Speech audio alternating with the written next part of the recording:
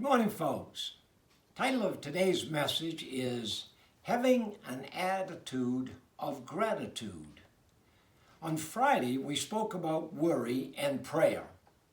It's been well said that if worry is the opposite of faith, then gratitude is the highest expression of faith.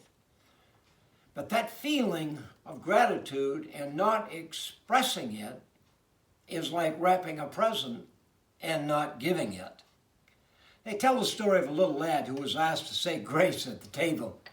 While the rest of the family waited, the little guy eyed all the food his mother had prepared.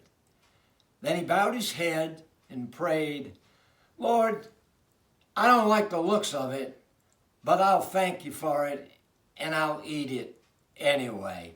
Amen." And like the little boy, the Bible tells us that in every situation in life, there are reasons to give thanks, not the least of which is the truth that God uses all things for good in the lives of those who belong to Him, so that He might accomplish His purposes in their lives, perhaps even a pandemic. You know, if an atheist ever feels grateful, I guess he really doesn't have anyone he can thank. But we do. We who know the Lord certainly do. And our gratitude to Him should be as regular as breathing. And you know this, that being unthankful has a profound effect on a person's happiness and joy in life. There once was a radio Bible teacher named M.R. DeHaan who was quoted as saying, "With very few exceptions, the most cheerful people I have ever met have been those who had the least sunshine in their lives. And the most grateful people I have met were not those who had traveled a pathway of roses. No, it was those who, because of the adverse circumstances in their lives, had to depend upon God for most everything. Yet they were grateful." Another pastor once wrote much the same thing when he said, "Over the years, I have observed that unthankful people never seem to be happy people. More often than not, they're filled with bitterness and fear, negativism, selfishness, and self-pity." As I just mentioned, there are always reasons to be thankful in life. Why? Because God in His love has blessed us immeasurably. Now, I understand sometimes we may not think so. But you know what? That's because we are measuring our blessings by the barometer of health, wealth, and happiness. But wait a minute, you say. Health, wealth, and happiness are blessings. Are they not? Not always. Some people are cursed with wealth. Perhaps you've encountered folks in that very situation. I have, in fact, a fair amount of them. No, we are still blessed beyond measure, even without them.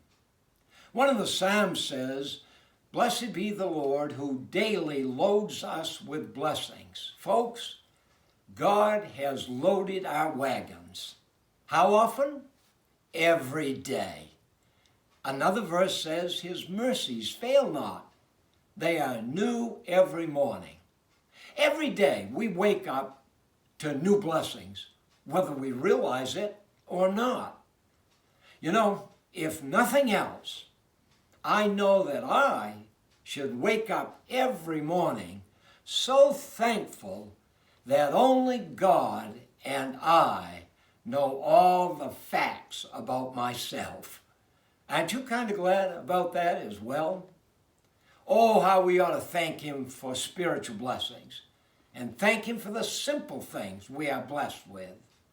Because do you know that if you have food in your fridge, clothes on your back, a roof over your head, and a place to sleep, you are richer than 75% of the world.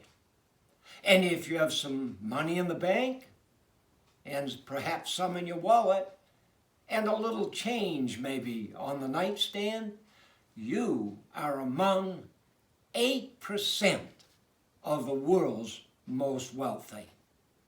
And if you woke up this morning with more health than illness, you're more blessed than the 1 million people who will not even survive this week.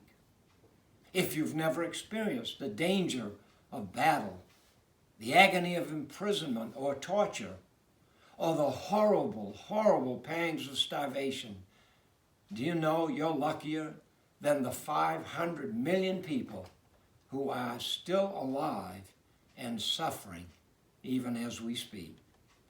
And finally, if you can read this message, you are more fortunate than the 3 billion people in the world who cannot read at all. Folks, each day is a gift from God, and that's why it's called the present. And we are indeed so blessed to live in this country.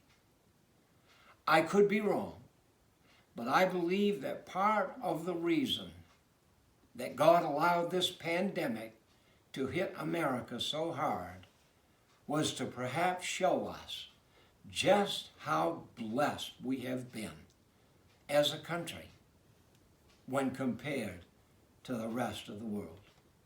Oh, my friends, we have so much to be grateful for.